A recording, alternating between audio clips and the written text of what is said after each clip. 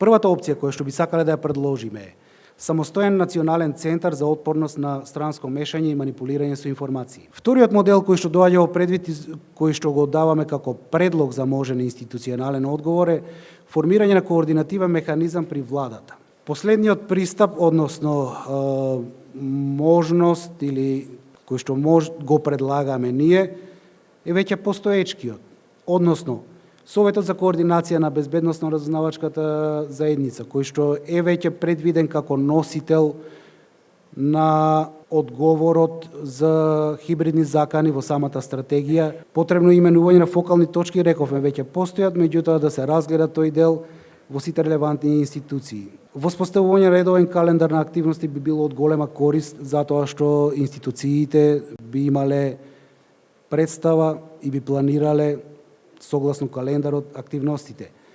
Јакнење на човечки капацитети, не само на човечките, него и техничките капацитети. Предлагаме превентивна комуникација за очекуваните манипулативни наративи. Ако веќе имаме воспоставено институционален механизам и тело кое што би правело анализа, би можеле да предпоставиме кои наративи можеме да ги очекуваме и следствено да се креира соодветен одговор. Заедничка база веќе ја спомнавме и нормално мониторингот и еволуација на секој од овие проекти е задолжително, така да креирање на индикатори би било од голема корист. Веќе истекува стратегијата за хибридни закани за отпорност, така да не би требало да се остави вакуум простор и потребно е што побрзо ревизија и надградба на стратегијата.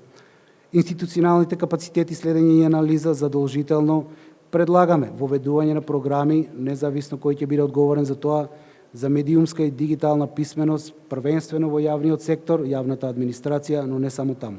Вклучување на академскиот и граѓанскиот сектор, оно што и премиерот го спомна, академската заедница, институциите, би морало да биде координиран пристап на национално ниво.